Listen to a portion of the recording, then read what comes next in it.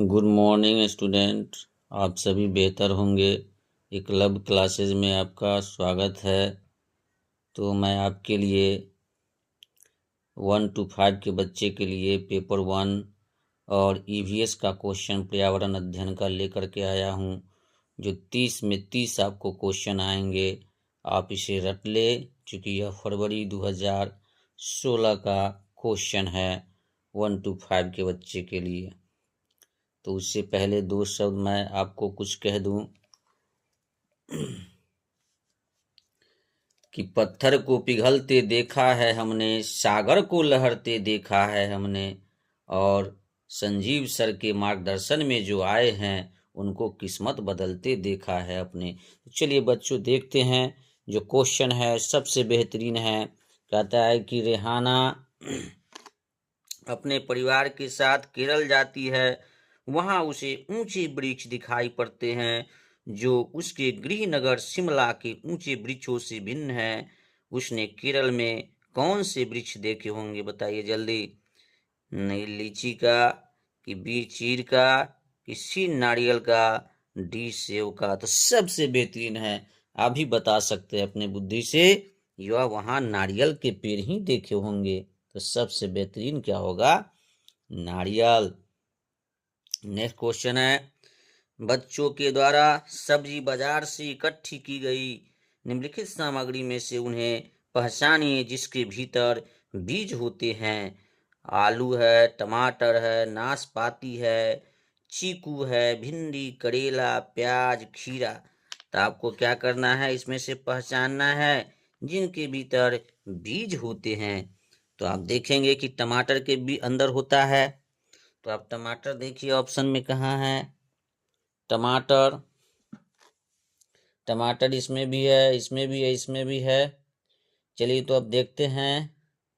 नाशपाती में भी होता ही है, चीकू में भी होता है, भिंडी में, करेला में, खीरा में। तो आपका सबसे बेहतरीन जो जवाब है वह होगा आपको जो के द्वारा सब्जी बाजार से इकट्ठा की गई जिनके सामग्री में से उन्हें पहचाने जिनके भीतर बीज होते हैं। तो यह क्या हो जाएगा? नाशपाती, चीकू, भिंडी, खीरा।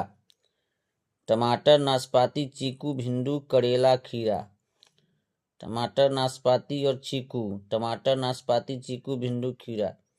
यही हो जाएगा आपको, यही सबसे बेहतर है। टमाटर, नाशपाती, चीकू, भिंडी, करेला और खीरा, ये सभी में बीज होते हैं।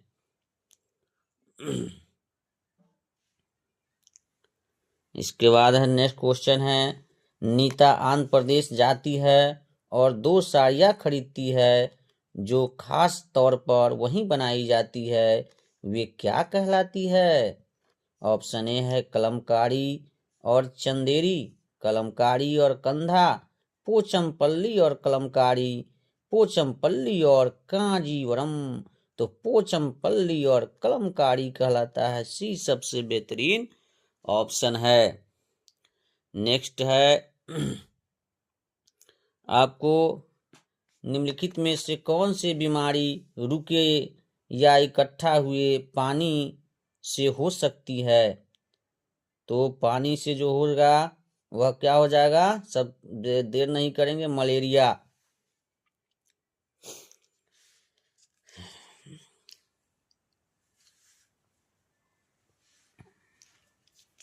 नेक्स्ट ऑप्शन क्वेश्चन है आपका, निम्नलिखित में से कौन सा जोड़ा ठीक है?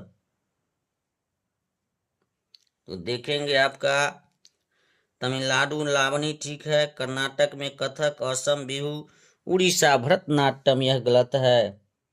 ओ, कौन सा जोड़ा ठीक है? तो असम क्या है आपको?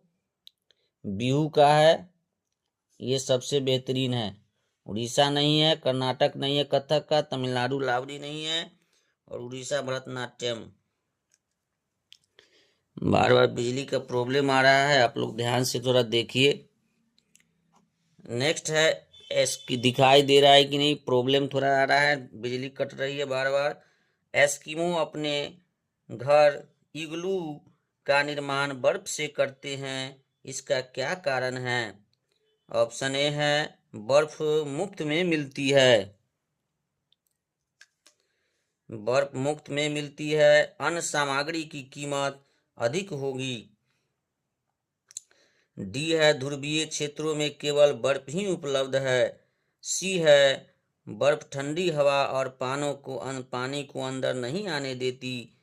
डी है बर्फ की दीवारों के बीच मौजूद हवा अंदर की गर्मी को बाहर जाने से रोकती है। अंदर की गर्मी बाहर जाने से रुकती है। आपका ये जो होगा बर्फ ठंडी हवा और पानी को अंदर नहीं जाने देती, तो सबसे बेहतरीन क्या होगा, ये सी ही आपका होगा। नेक्स्ट है निम्नलिखित में से कौन सी विशेषता बरगद के पेड़ की जड़ों की नहीं है। तो ऑप्शन ए है जड़ें भोजन का भंडार करती है। बी है बड़े खंभों की तरह पेड़ को सहायता प्रदान करती है। सी है जड़ें शाखाओं से नीचे लटकती है। डी है इसमें जमीन के भीतर जड़ें होती है। तो बरगद के पेड़ के क्या विशेषता है कि इसमें जमीन के भीतर नहीं है ना।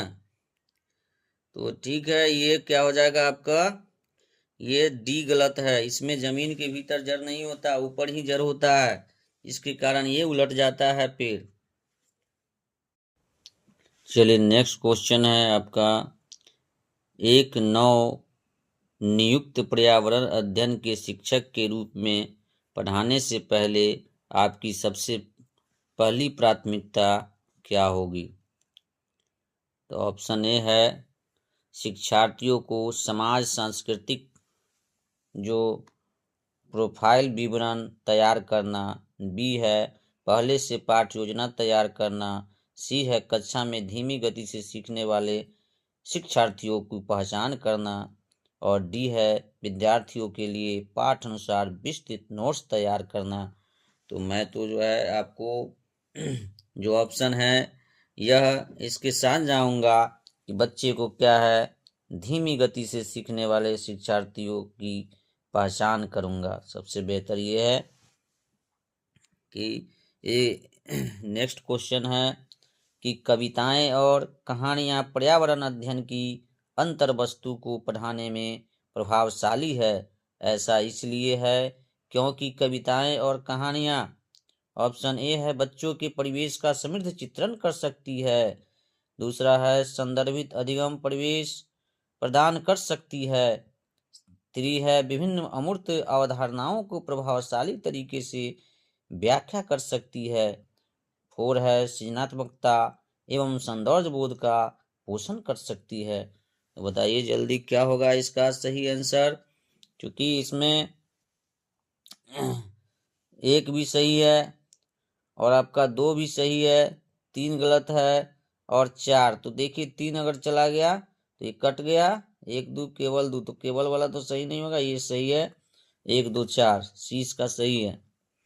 नेक्स्ट है कक्षा 5 की शिक्षिका के रूप में आप ईंधन के संरक्षण प्रकरण को पढ़ाने के लिए निम्नलिखित में से क्या किस संसाधन के उपयोग को सर्वश्रेष्ठ पाते हैं। ए है समाचार पत्र, बी है पाठ्य पुस्तक, सी है संदर्भ पुस्तकें, डी है पोस्टर। तो सही जवाब है आपका ये क्या हो जाएगा आपको पोस्टर। बच्चे 1 to 5 के बच्चे पोस्टर से ज्यादा सीखेंगे। नेक्स्ट है कक्षा 4 की एक शिक्षिका शिक्षार्थियों से कहती है कि वे अपने कार्य पत्रक, अवलोकन रिपोर्ट और सत्र में एकत्रित की गई सामग्री को एक फोल्डर में डाल दे। इन फोल्डरों को डैश कहा जा सकता है। पोर्टफोलियो सीधा सा जवाब है इसका, क्या हो जाएगा पोर्टफोलियो हो जाएगा। लेकिन इसमें क्या देख रहा है, तो कहती है कि अपने कार्य पत्रक, अवलोकन रिपोर्ट के पत्र में एकत्रित की गई सामग्री को एक फोल्डर में डाल दो। इन फोल्डरों को डैश कहा जा सकता है, यही होगा पोर्टफोलियो ही होगा। नेक्स्ट है एनसीईआरटी की पर्यावरण अध्ययन की कक्षा 5 की पाठ्य पुस्तक में सुनीता अंतरिक्ष में शीर्षक पाठ स्पेसशिप में अंतरिक्ष यात्री सुनीता विलियम्स के अनुभवों का वर्णन करता है। इसे शामिल करने का कि क्या कारण हो सकता है या सकते हैं। पहला ऑप्शन है, यह घटना अंतरिक्ष यात्रियों की जिंदगी में झांकने का अवसर देती है। बिल्कुल राइट है। यह घटना स्पेसशिप में भौतिक स्थितियों का वर्णन करती है। नेक्स्ट ऑप्शन है, यह घटना स्त्री पुरुष लिंग रूढ़िवादिता को चुनौती देती है। 4 है, यह घटना गुरुत्वाकर्षण की अवधारणा को समझने में मदद करती है। तो ऑप्शन ए है 1 2 3 4, बी है केवल एक।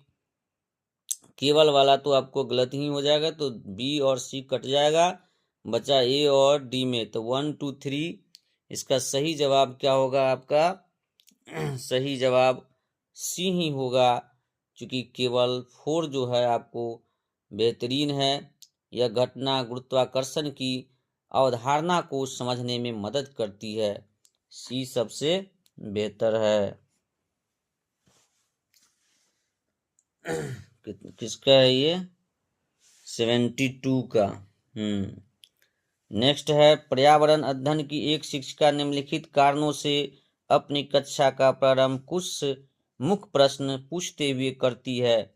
सबसे कम प्राथमिकता वाला कारण कौन सा है, उसे चुनिए। तो ऑप्शन ए है, प्रश्न प्रकरण को संदर्भ परक बनाने में मदद करते हैं। इसके साथ मैं नहीं जाऊंगा। बी है, शिक्षार्थियों का चिंतन सीमित किया जा सकता है। बिल्कुल राइट है, ये बी ही सही है। देख लेते हैं, शिक्षार्थियों का चिंतन उद्दीपित किया जा सकता है? नहीं। प्रश्न शिक्षार्थियों में उत्सुकता जगाते? नहीं। नेक्स्ट क्वेश्चन है, किसी क्रियाकलाप के लिए समूह बनाते हुए सामाजिक अध्ययन के शिक्षक को चाहिए कि वह क्या करेगा? केवल 2 समूह बनाए और प्रत्येक में बहुत से विद्यार्थी हो। बी कहता है सभी प्रतिभागियों की सहभागिता और सहयोग सुनिश्चित करे। बिल्कुल राइट है। चलिए अब नेक्स्ट क्वेश्चन है, प्राथमिक स्तर पर पर्यावरण अध्ययन की पाठ्य पुस्तक में निम्नलिखित में से कौन सी विशेषता नहीं होनी चाहिए? देखिए क्वेश्चन को सही से पढ़िएगा एग्जाम में, नहीं नेगेटिव वाले हैं। ऑप्शन ए है कि यह परिभाषाओं एवं और अमूर्त अवधारणाओं की व्याख्या करने पर केंद्रित कर दे। गलत है, व्याख्या नहीं करना है। नेक्स्ट है आपका वह यह प्राकृतिक और समाज सांस्कृतिक परिवेश को एकीकृत तरीके से देखे। एकीकृत नेगेटिव में आ गया, भी नहीं होगा। सी, यह शिक्षार्थियों की वैविध्यपूर्ण पृष्ठभूमि की जरूरतों को पूरा करता है। सी सबसे बेहतरीन है। वास्तविक कहानी घटनाओं को शामिल करते भी नहीं होगा। नेक्स्ट है, पर्यावरण अध्ययन शिक्षण के संदर्भ में राष्ट्रीय पाठचर्या की रूपरेखा एनसीएफ 2005 निम्नलिखित में से किसे प्रस्तावित नहीं करती है? देखिए नहीं करती है तो तकनीक शब्दावली से परिचित कराना, विषयानुसार उपागम, बच्चों के अनुभव और संदर्भों से जोड़ना बिल्कुल है। हस्त प्रक्रिया का तो नहीं करती है, तो टेक्निक का जो है वो प्रयोग नहीं करना है, सबसे बेहतरीन है। चलिए अब नेक्स्ट क्वेश्चन देखते हैं।